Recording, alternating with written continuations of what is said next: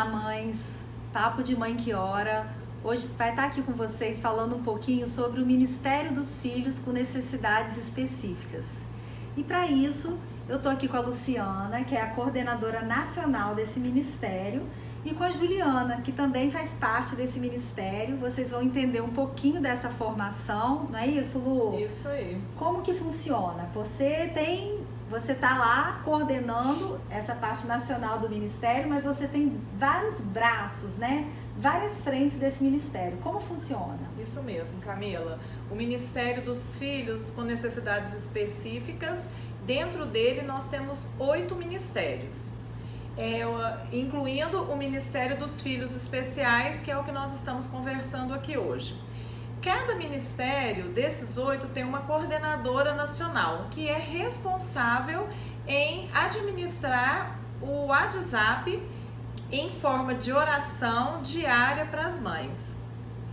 Pois é. E aqui está a Juliana. A Juliana é uma mãe que está coordenando a parte do ministério que cuida dos filhos com necessidades especiais. A Juliana é uma mãe que está com a gente, né, Ju? Desde o início da fundação do movimento Mães que Oram pelos Filhos, em 2011.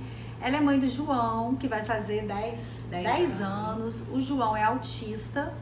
E a Juliana é uma mãe que ela é dentista e ela abandonou a profissão em prol de se especializar a cuidar desses filhos. E hoje ela vem cuidando não só dele, porque ela transbordou essa experiência que ela tem para o seu campo profissional e também para o seu campo de oração, onde ela vai chegar agora, mãe, até você. Meu nome é Juliana Gama, eu sou mãe de um autista e participo do grupo de mães desde a fundação.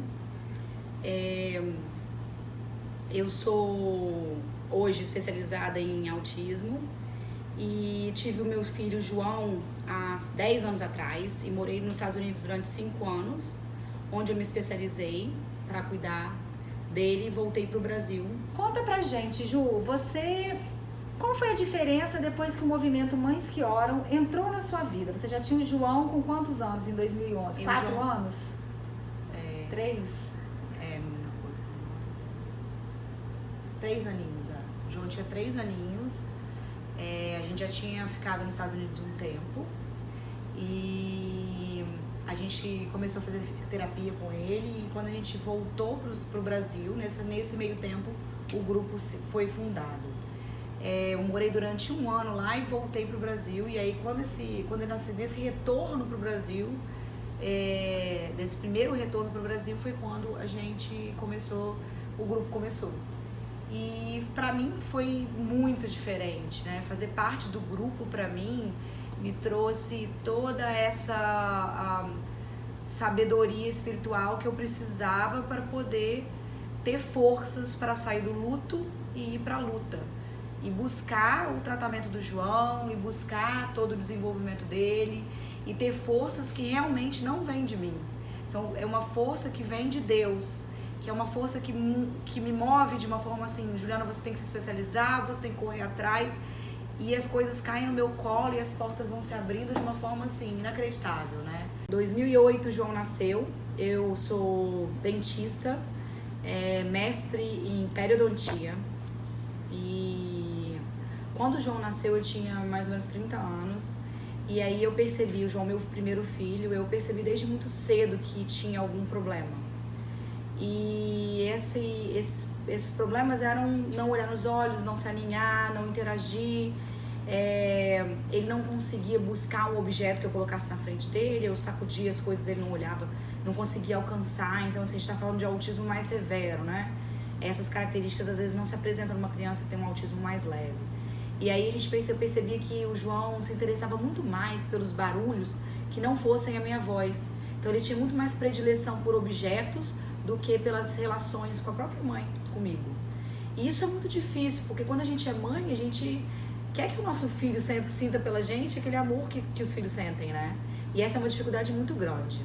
Então essa foi uma parte muito difícil. Eu entendo as mães que passam por isso, porque quando eu passei por isso foi muito difícil para mim. Foi um luto e eu tive que enterrar o sonho de ser mãe, que a gente espera que a criança vá para a faculdade, se desenvolver, ter amigos. O que eu não estou dizendo que não vai acontecer, para algumas crianças autistas conseguem tudo isso. Mas a gente tem que enterrar esse sonho, que é quase uma certeza, para um sonho que não é mais, que é um sonho incerto. A gente não sabe o que vai acontecer, o que espera o amanhã pra gente. E aí a gente começa a vir do luto para a luta. E nada mais do que a fé para ajudar a gente nessa luta.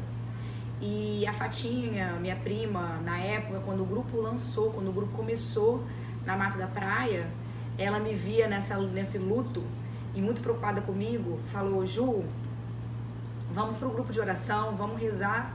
Aí eu falei: vamos embora, vamos pro grupo de oração. E aí a gente começou a rezar e a gente começou a fazer parte desse grupo maravilhoso, que hoje é um grupo gigantesco. E esse meu testemunho tem até no livro das mães. E aí a gente começou eu comecei a rezar muito pelo grupo, pedir muito pelo João.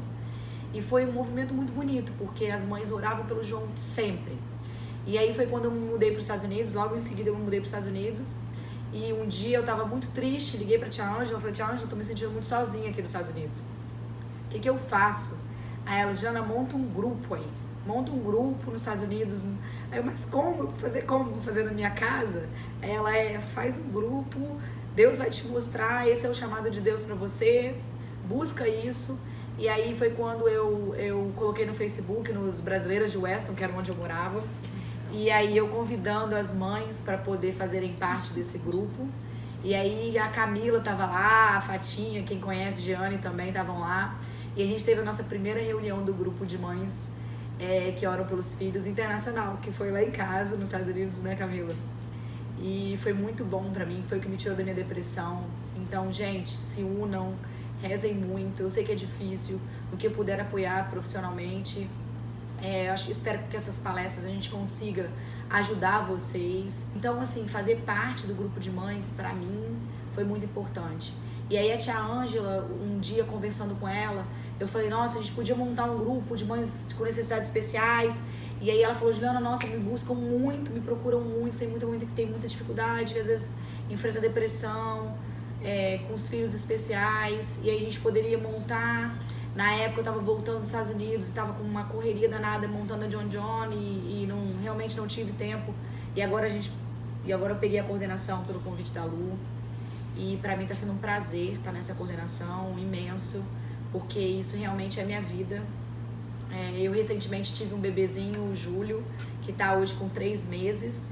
E foi um bebê com fruto de muita oração, porque quando você tem um filho autista, você tem 20% de chance de ter outro no espectro do autismo. Então foi uma gravidez que eu entreguei muito a Deus e pedi muito a Deus para iluminar. E graças a Deus tudo indica que o Julinho tá indo bem. E que a gente vai conseguir ter um irmãozinho pro João que vai cuidar dele quando ele crescer, quando a gente se for.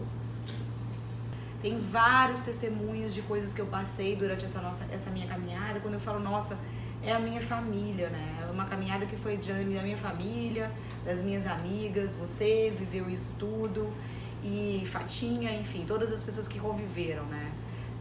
As passagens que aconteceram foram incríveis, né? Da vaga do João na escola especial de autismo nos Estados Unidos, até o meu visto de estudante.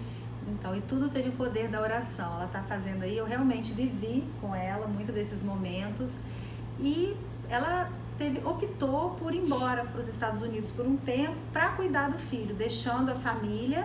O marido, né, inclusive ficou aqui no Brasil, tá? Eles vivem muito bem, ela é muito bem casada, mas ficou aqui porque o trabalho dele aqui, mas dava toda a assistência para ela e para o filho nos Estados Unidos. Eles puderam ir buscar isso e foi muito bacana, porque ela pôde dar isso para o filho dela, ela pôde sair daqui do Brasil para ir buscar conhecimento e buscar tratamento. Mas assim, o que mais me emociona na vivência com você, Ju, foi que você nunca pensou só em você. Desde que eu te conheço, que você tomou essa decisão de ir embora, né, e investir nisso, você sempre falou: eu quero investir nisso pelo meu filho, mas eu quero ajudar outras pessoas. Eu quero levar essa experiência, eu quero levar o conhecimento, eu quero levar a experiência, eu quero levar a oração para outras pessoas. Então, poder gravar isso aqui hoje com você, para mim, assim, é como se fosse a concretização de um sonho seu, né, que a gente tá vendo acontecer e que tudo foi com Deus ajudando. Até a questão do visto, como ela falou, o visto era negado, a gente se unia em oração para poder esse visto sair. E precisava de uma vaga, porque lá tudo é muito caro, e de repente ela entrou numa fila de uma vaga numa escola pública para o João lá na Flórida, e tinha pouca chance de conseguir, né, Ju? Tinha pouquíssimas chances de conseguir essa vaga.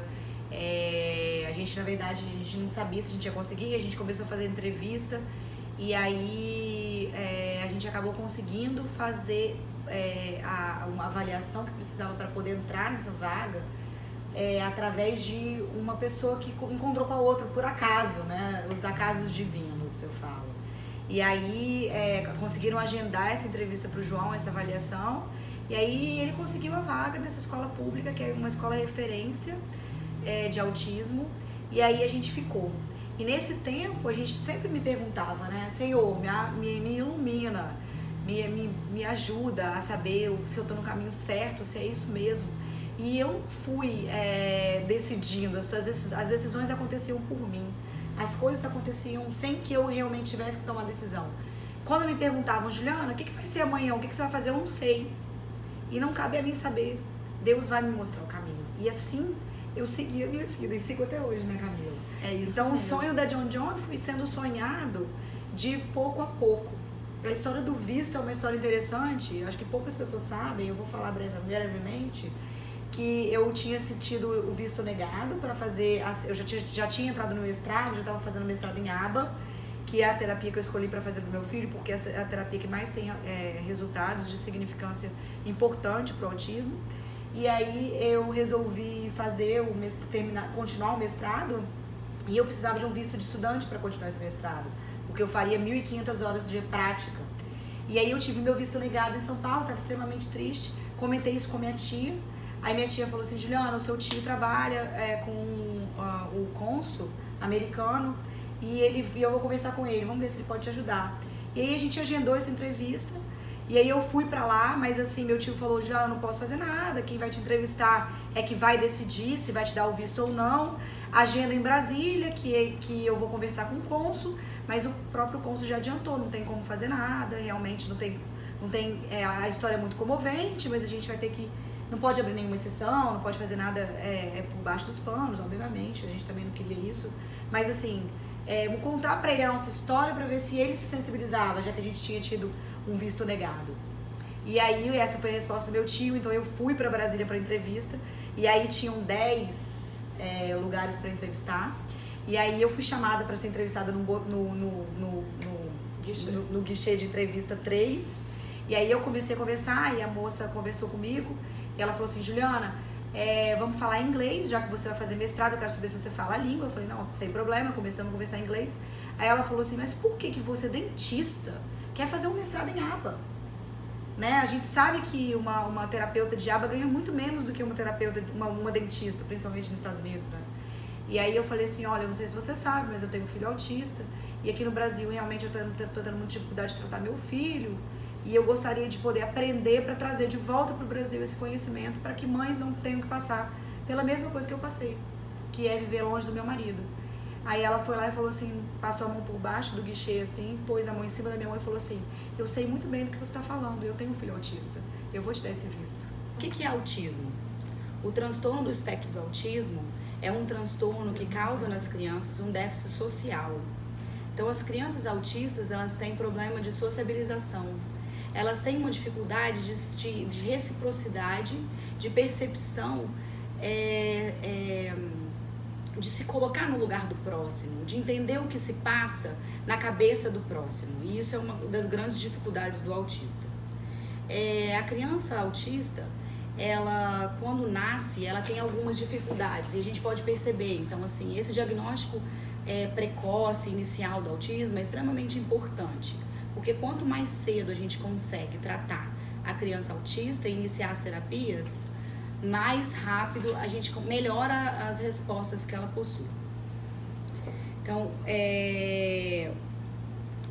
o que a gente percebe no autismo? O autista, ele tem movimentos repetitivos, estereotipados, que a gente chama de estereotipias. alguns interesses específicos em coisas. Então ele gosta muito daquela mesma coisa, de fazer aquelas mesmas tarefas, de realizar as mesmas atividades, de às vezes girar objetos, muito comum o flapping, não olhar nos olhos, não ter uma atenção compartilhada. As mães que têm filhos autistas sabem muito bem do que eu tô falando. As mães que não têm filhos autistas, mas que têm crianças que estão com alguns sinais, com algumas características, que possam buscar esse tratamento ou buscar alguém para poder aconselhá-las e talvez até diagnosticar esse transtorno. No DSM-5, que foi o DSM que foi lançado em 2013, esse manual juntou, e aí o transtorno do espectro do autismo juntou a síndrome de Asperger com o PDD, que era pervasiva do desenvolvimento, e consequentemente aumentou muito o índice do autismo. O índice do autismo ele se manteve num platô de 2012, do índice do CDC, de 2012 até 2016, ele se manteve num platô de 1 a cada 68 casos e aumentou hoje para 1 a cada 59 casos. Então o índice do autismo tem aumentado bastante. E não se sabe bem ao certo por que esse índice tem aumentado. E aí nada mais foi entrevistado e ela me deu vista. Que lindo, né, gente? Muito Assim, é emocionante. emocionante mesmo. Deus, ele assim, ele tá do lado, da frente, atrás da gente o tempo inteiro, né, Lu? Você tem visto isso com outras mães lá no ministério? O tempo todo, né? O ministério ele traz isso para nós, essa oportunidade de nós estarmos diariamente em oração, 24 horas. É muito bonito a gente observar essas mães em oração umas pelas outras. E os ministérios, elas são inseridas com cada uma na sua necessidade específica. Isso faz com que elas conversem abertamente sobre o problema, né? Sobre o assunto, sobre tudo que elas estão passando, e elas se fortalecem umas com as outras. Então é muito bonito elas estarem o tempo todo, 24 horas por dia, intercedendo umas pelas outras. Isso fortalece ela. O que a Juliana está dizendo é muito bonito, porque o que fortaleceu ela, indo uma vez na semana no grupo, vocês imaginam o que fortalece a mãe diariamente, em oração, no grupo do WhatsApp. Então elas têm essa oportunidade de interagir umas com as outras, de conversar sobre as mesmas situações que elas vivem. No caso dos filhos especiais, elas conversam muito, né, Juliana? Elas se interagem. Como eu faço com isso? Elas gostam de conversar. Trocam experiência. Trocam experiência. E com a entrada da Juliana agora, isso vai ter uma transformação muito grande. Porque a Juliana vem com essa bagagem toda que ela adquiriu para poder ajudar essas mães. Isso não é por acaso. Deus não faz nada por acaso. Ele tinha um propósito de que essas mães se unissem e que os profissionais competentes nas suas áreas, como a Juliana está assumindo agora, que ela foi buscar, que não tinha nada a ver com a área dela, e agora ela poder trazer isso para aquelas mães. Porque nós também temos que entender que muitas mães não têm essa mesma oportunidade. Sim. Mas se nós tivermos uma profissional igual a Juliana, que foi buscar todas essas informações e vai passar isso para as mães, com certeza isso é a mão de Deus. É a mão de Deus. É a mão de Deus a todo momento, junto com as mães dos ministérios. E olha como Deus é carinhoso. A Ju, que teve desde o início, em 2011, do movimento Mães que Oram pelos Filhos, por toda essa história que a gente está contando, ela foi-se embora para os Estados Unidos. E foi na casa dela, na Flórida, em Weston, né, que você morava, perto de Miami, que nasceu o primeiro grupo de mães que oram pelos filhos fora do Brasil. Esse grupo nasceu na Flórida. Eu tive a chance de estar lá com ela na abertura desse grupo. Eu aproveitei que elas estavam me visitando para começar a primeira reunião. A primeira reunião. Então, assim, isso foi essa experiência da Juliana foi canal de graça até para que o grupo nascesse fora das fronteiras do Brasil, e agora está sendo canal de graça para tantas mães, essa experiência de vida e na parte profissional também, porque ela se especializou nisso. Só quero chamar a atenção porque a gente está comentando aqui que esse primeiro grupo fora do Brasil nasceu dentro de casa. realmente nasceu, a gente vai aprendendo com o tempo, né? Mas hoje nós sabemos que não se deve, viu, gente, fazer grupo mães que oram pelos filhos dentro de casa.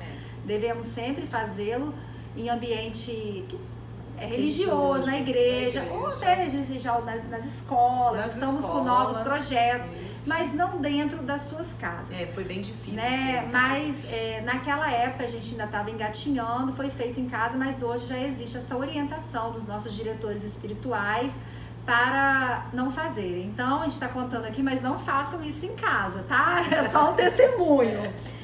E aproveitando essa parte profissional e de experiência da Ju, porque eu sou neurologista, mas realmente assim, eu não trabalho com autismo, é outra área, né? A gente vai se subespecializando, cada uma dentro de uma área.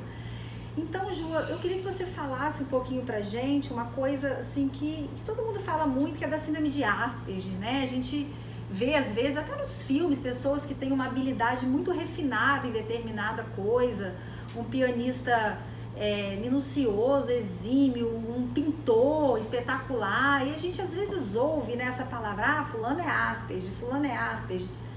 Como que você vê do ponto de vista profissional a síndrome de Asperger? A síndrome de Asperger, ela não estava incluída no DSM-5 e ela foi incluída recentemente no DSM-5 em 2013, quando eles criaram, refizeram, né, o manual de doenças mentais.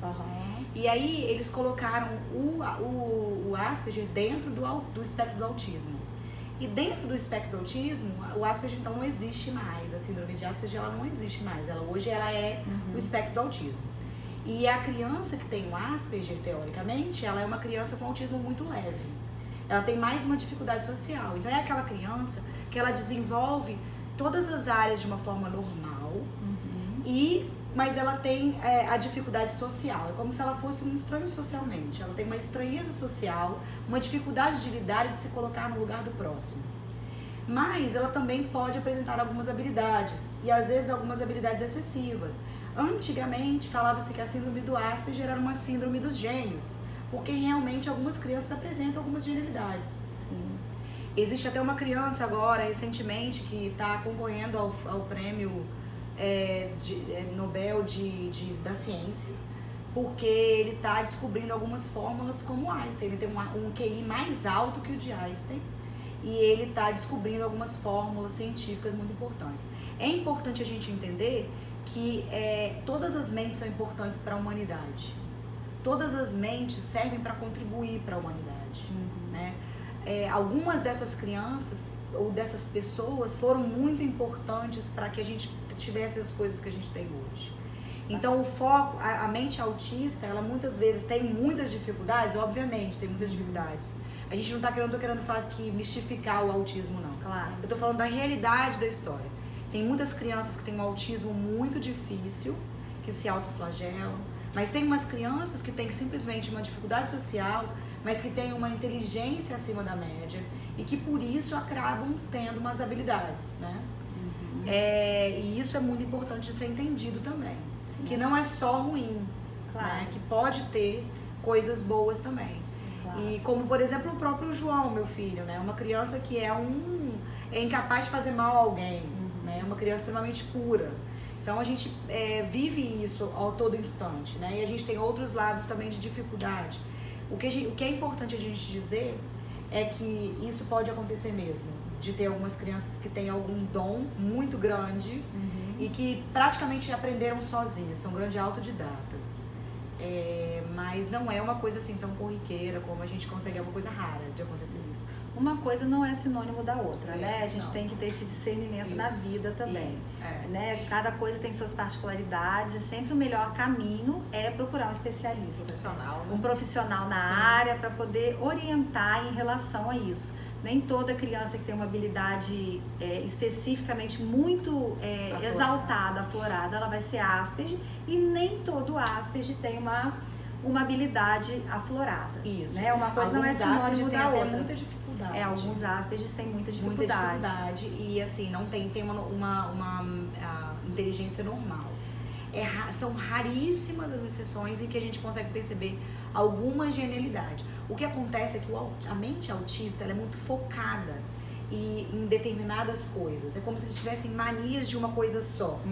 E aí acaba que se você estudar muito e fixar muito a sua vida, a sua energia naquela coisa só, você fica muito bom naquilo. Você tende a fazer bem. E aí você consegue ter essa melhora na sua inteligência, na sua especificidade.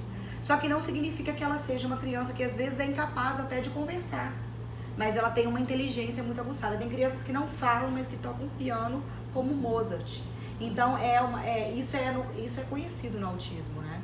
Mas não é uma... Eu não tô querendo romantizar o autismo. Claro. Sem querer romantizar o autismo. A gente está querendo mostrar as faces. Tudo Isso. que pode estar incluído. Para que possa auxiliá-las, né? Lógico, porque sim. com certeza... Direcionar, né? Direcionar. Porque vem muita informação.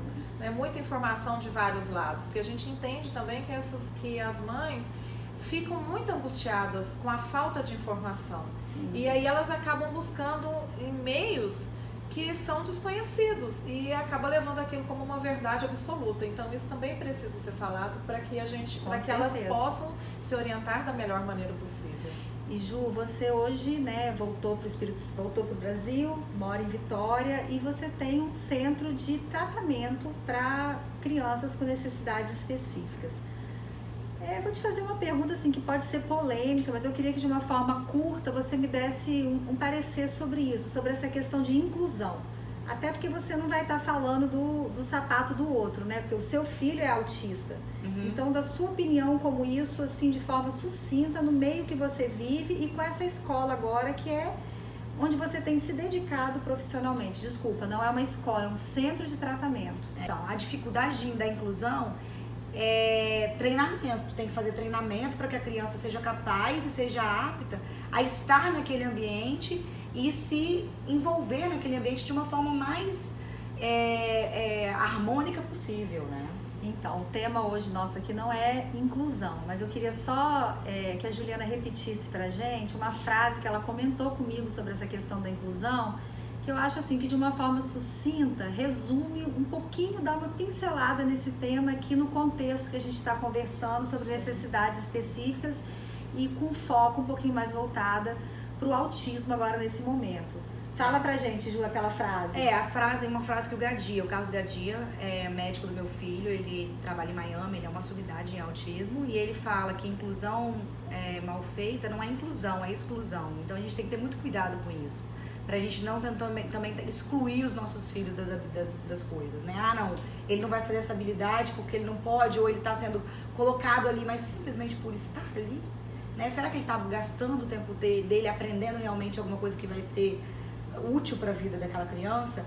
Eu acho que as crianças típicas aprendem mais com a inclusão em determinadas situações. Obviamente que tem várias crianças com autismo mais leve que devem sim estar incluídas na sala de aula e que as pessoas têm que ter compaixão para entender e tentar se colocar no lugar daquela criança, daquela família, né, que sofre muito preconceito por estar inserida naquele meio, né? A aceitação é muito importante. A gente tá no meio de oração, a gente precisa entender isso. A gente tem que ter paciência, compaixão, e isso é muito importante para os nossos filhos, porque eles acabam desenvolvendo mais. Não, mãe, vamos entender isso. Ele tem essa dificuldade, vamos ajudar o nosso amigo, isso é muito importante. As crianças, eu sou mãe, né? Tenho 2 crianças pequenas que têm colegas na sala que têm autismo e TDAH também, e eles não veem essa diferença, Ju. Sim, eles não veem, eles brincam com as crianças com autismo da mesma forma como eles interagem com as outras crianças. Exatamente. Eu observo isso nas festas, quando tem os eventos na escola. Então, assim, eles não veem essa diferença. Essa diferença que nós, adultos, pais, é que temos. Porque nós também não sabemos lidar com essas diferenças. Eu gostaria de deixar um convite para que nós voltássemos, Ju, posteriormente e falar sobre isso, sobre como lidar com isso na escola, como nós pais podemos lidar com isso, porque é essa troca de experiência a que você vive e a que nós vivemos, que nós podemos fazer uma escola melhor, que nós podemos chegar na escola e exigir que a escola também trate isso de uma forma melhor. Sim. Porque dessa forma a gente vai evitar tantos problemas. Porque como você disse anteriormente, isso vai acontecer com muito mais frequência. Então nós também temos que saber lidar com isso para que a gente possa ajudar os nossos filhos lá na frente, quando eles já estiverem numa idade que eles vão entender a diferença dos amigos, porque eles vão ser amigos, e que a gente leve uma sociedade mais justa, mais humanizada, né? E as crianças convivendo com crianças especiais, elas acabam aprendendo a lidar com o diferente. Isso. E lidar com o diferente é muito importante para o desenvolvimento. De uma forma natural, Ju. Não é à toa que essas crianças estão nascendo cada vez mais. Sim. São crianças que preparam a gente para a realidade da vida. Sim. Fazem as mães voltarem à família. Né? Uma criança especial, o João mudou a minha vida. Ele mudou a minha vida de uma forma positiva. Tiveram várias dificuldades, sim, tiveram várias dificuldades, mas o João me deu uma profissão diferente, me deu a oportunidade de, por exemplo, estar aqui agora falando para todo mundo que a gente está falando, para as mães que a gente está alcançando. O João me deu um significado de vida melhor. Eu poderia ser simplesmente mais uma dentista que trabalhasse aqui em Vitória. Não, hoje eu sou uma Juliana especializada, eu tenho um título que somente 8 pessoas têm no Brasil. Eu posso ajudar outras mães. Eu não tenho filhos, eu não tenho clientes, eu tenho famílias, eu tenho filhos especiais. Eu tenho outras famílias que eu lido e que eu convivo. E Deus me deu essa oportunidade, que foi através do João. Então essas crianças trazem pra gente esse olhar de emoção quando a gente fala. E essa vivência. E ter a compaixão com essas mães quando elas passam dificuldade é muito importante. É papel nosso de cristãos. Então, mãe, diante disso que a gente está ouvindo, nessa questão de como lidar, né, até onde ir, como entender essa questão da inclusão, a Ju partilhou com a gente uma frase que foi curta, mas foi muito forte. A gente tem que clamar a Deus mesmo, como em tudo, pelo dom do discernimento, pelo Sim. dom da sabedoria, pelo dom do discernimento. E uma vez que nós estamos aqui já unidas em oração, no movimento Mães que Oram pelos Filhos, eu acho que nós já demos um grande passo. Nós abrimos o coração. Todas nós estamos abertas e queremos e clamamos pelo Espírito Santo. Uma vez que a gente está aberta, como a Ju falou, que ela poderia estar fazendo uma outra coisa em outro lugar, mas que ela está muito feliz de estar aqui, fazendo o que ela está fazendo, a vida dela foi mudada, não foi fácil, foi difícil, mas hoje ela é o quê? Ela está sendo um canal de graça para tantas pessoas e sobretudo porque ela abriu o coração dela, ela quis Jesus agindo na vida dela e hoje ela partilha isso com tanto amor e a gente consegue enxergar Deus nela, Deus na família dela. E para finalizar, Ju, eu só queria tocar num último assunto, né, em falando que a gente está vendo Deus na sua vida. Você tem o João que fez 10 anos e agora ela teve o segundo filho, que é o Júlio, uma criança linda, né, que está crescendo saudável e está com 3 meses. A Ju é mãe de um bebê. E um outro impasse, Lu, que a Juliana teve foi assim, vou ter o segundo filho ou não? Porque o medo é humano, né, Juliana? É. E a gente sabe que o autismo tem fatores genéticos. Então eu vivi muito essa dúvida dela, onde por um lado ela tinha o medo de ter um segundo filho por todas as possibilidades. Porque por mais que a gente fale, nós somos mães que, olha, primeiro a gente põe o pé, depois a gente põe o chão, mas sempre tem aquele lado humano, né? A gente quer, a gente tem a fé, a gente confia, mas o lado humano nos acompanha, as fraquezas nos acompanham. Sim. Então é uma luta diária. E por outro lado, ela queria muito ter o filho por vontade, mas também queria que o João tivesse um irmão. Sim. Não foi isso, Ju? E como que foi? Só partilha com a gente pra gente encerrar essa sua decisão de como definir isso. Então, foi difícil definir isso, né? Eu demorei 10 anos para poder tomar essa decisão. Eu não podia inicialmente, eu estava morando fora, longe do meu marido, né? Sozinha, com meu filho especial, estudando, trabalhando. Enfim, naquele momento não dava para ter outro filho. Mas eu sempre tive vontade de dar um irmão pro João. Sempre tive vontade de ter uma outra criança. Até mesmo porque a gente, pai de criança especial, e quem é pai de criança especial sabe muito bem do que eu tô falando, a gente pensa assim, e eu amanhã? E quando eu for? Quando eu não estiver mais aqui? Será que quem vai cuidar do João? Né? E então eu pedi muito a Deus, e pedia muita oração das minhas amigas, sempre pedi muita oração.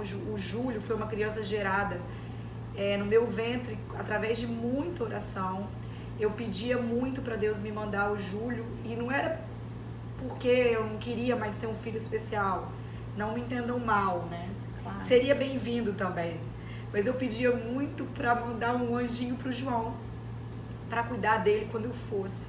Então eu pedia muito pro Julinho vir para cuidar do João. E Deus me deu essa graça de ter o Júlio, que é um presente de Deus para mim hoje também. Como o João também foi.